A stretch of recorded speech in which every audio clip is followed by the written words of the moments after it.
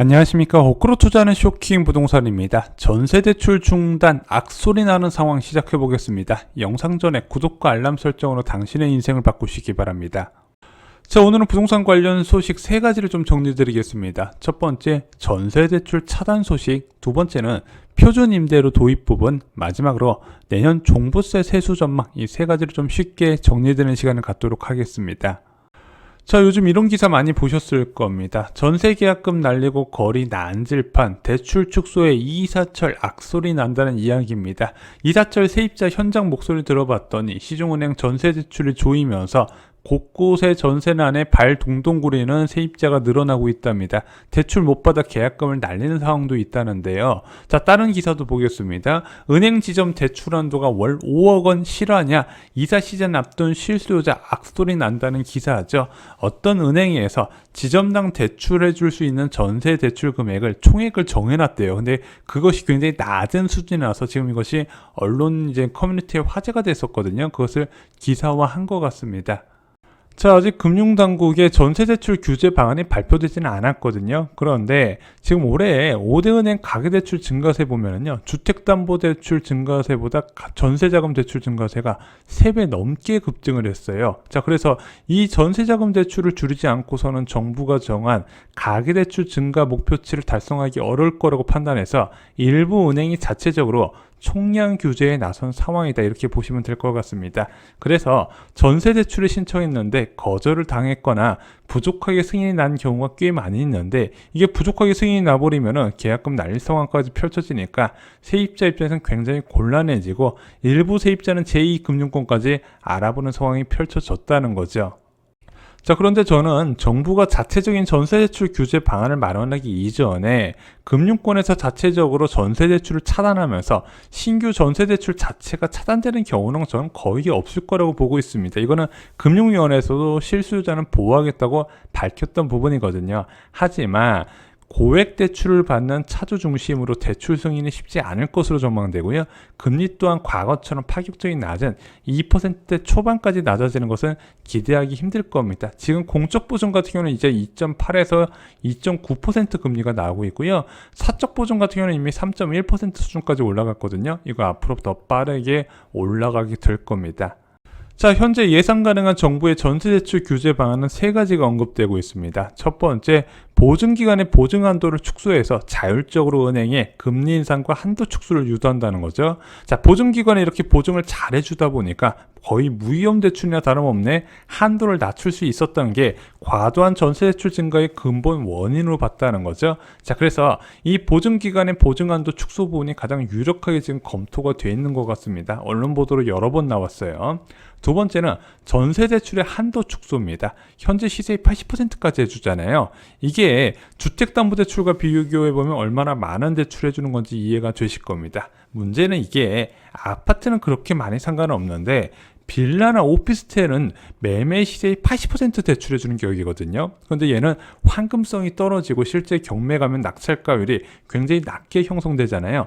그러다 보니까 이거 전세 대출 많이 해줬다가 나중에 빌라나 오피스텔 역전세난과 매매 가격 하락에 금융기관 또는 보증기관의 부실까지 이어질 수 있는 이런 우려가 있기 때문에 제가 볼 때는 이거는 반드시 포함이 될 거라고 생각이 됩니다. 마지막으로 DSR 산정 시에 전세대출이 포함되는 방안도 좀 이야기가 나오고 있어요. 자, 어제 고승범 금융위원장이 전세대출 규제 시 실수요자 대출도 상환 범위 내에서 관리를 해야 된다, 이런 얘기가 있었거든요. 그래서 이거 DSR 산정 때 지금 제외되는 전세대출을 포함하는 거 아닌가, 지금 이런 생각도 드는데, 제가 볼 땐 근본적인 해석은 이게 아니라 첫 번째나 두 번째 부분에서 해결이 돼야 될 것 같습니다.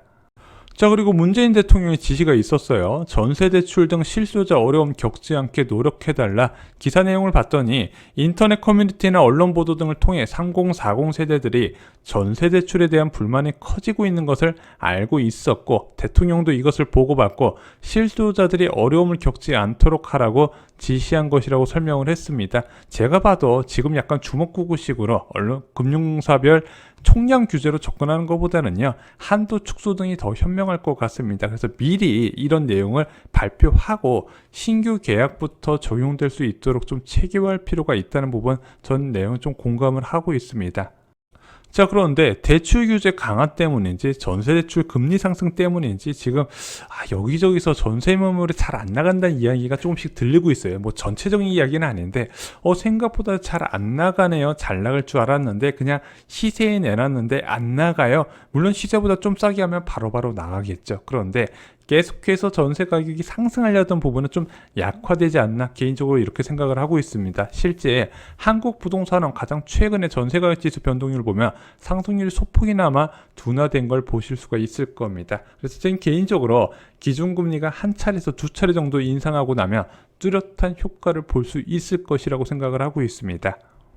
자, 두 번째 부동산 소식 보겠습니다. 표준 임대료 도입 관련된 언론 보도가 나왔습니다. 노영호 국토부 장관이요, 국회 국토교통위원회 국토부 국정감사에서 야당 의원의 질문에 답변을 하면서 임대차 3법 세입자 보호 효과가 있다고 밝혔고, 단 신규와 갱신 계약 가격 차이에 문제가 있다는 것은 인지하고 있다고 밝혔어요.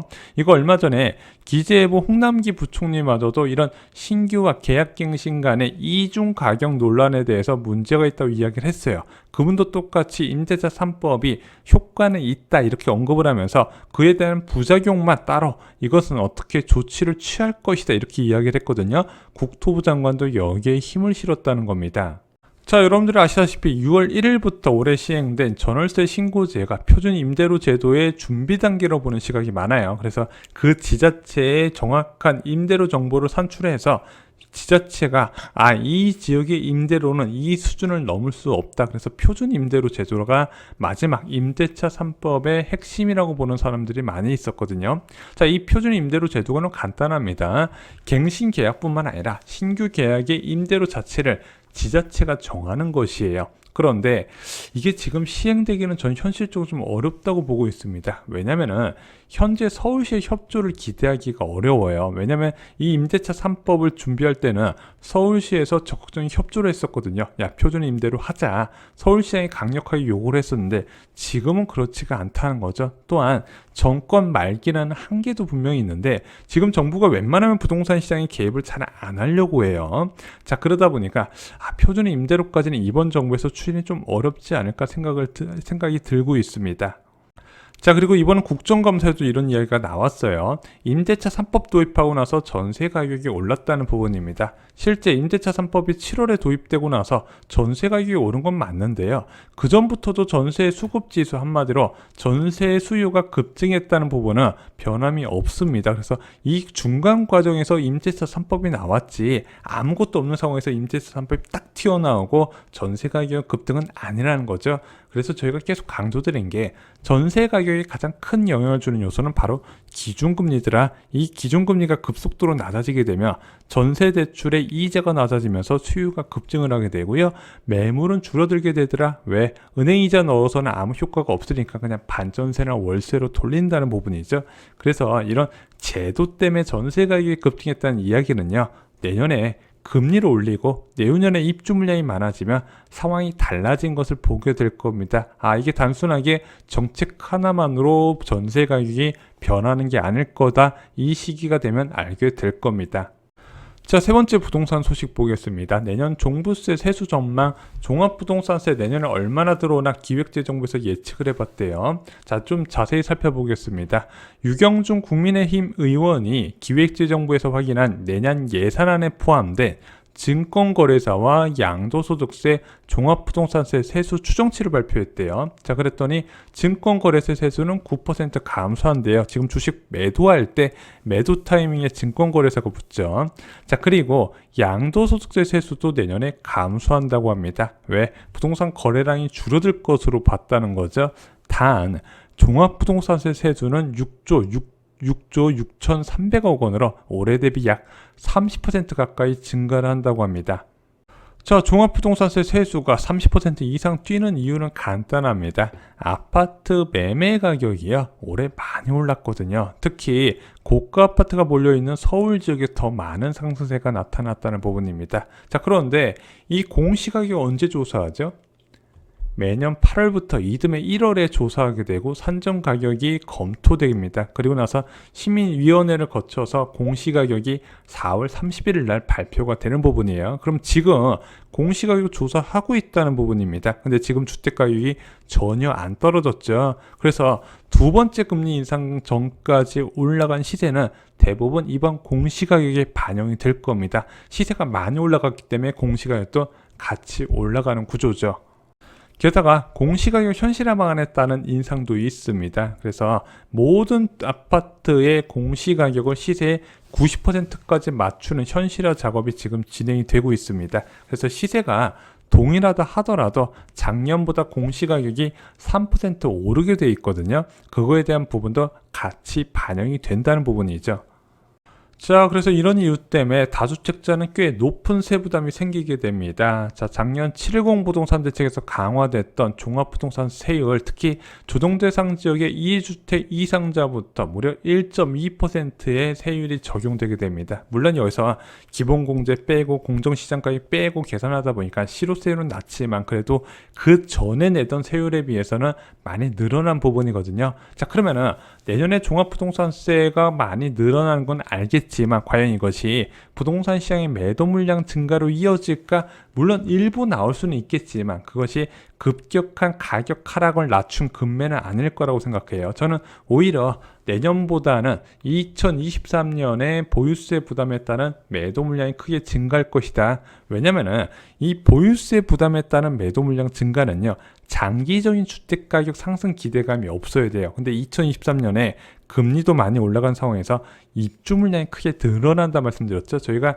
2023년과 2024년의 입주 물량에 대해서 제대로 팩트 체크를 다음 영상에서 해드리겠습니다. 그래서 2023년 6월 1일 이전에 좀 급매물이 늘어날 가능성을 좀 말씀을 드리고 싶었습니다.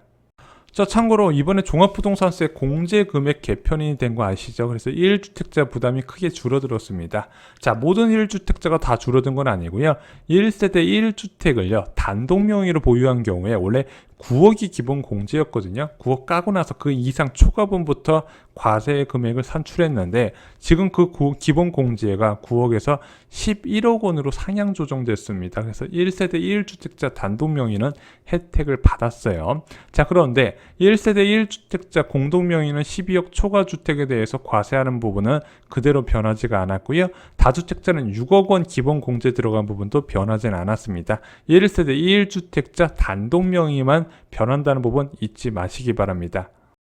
자, 지금 금리가 지속적으로 올라가고 있죠. 과거 2008년 금융위기 이후에 대한민국 부동산 시장 상황과 굉장히 유사하게 흘러가고 있습니다. 2010년과 2011년에 지속적인 원자재 가격 상승 그리고 소비자 물가 상승률 급등으로 이어졌고 그것이 금리 인상이 됐죠. 결국엔 이것이 대세 부동산 하락기를 불렀는데 지금 굉장히 높은 확률로 재현될 가능성이 나타나고 있습니다. 쇼킹 부동산원 아파트 교과서로 과거를 공부하시고 미래에 대비하시기 바랍니다.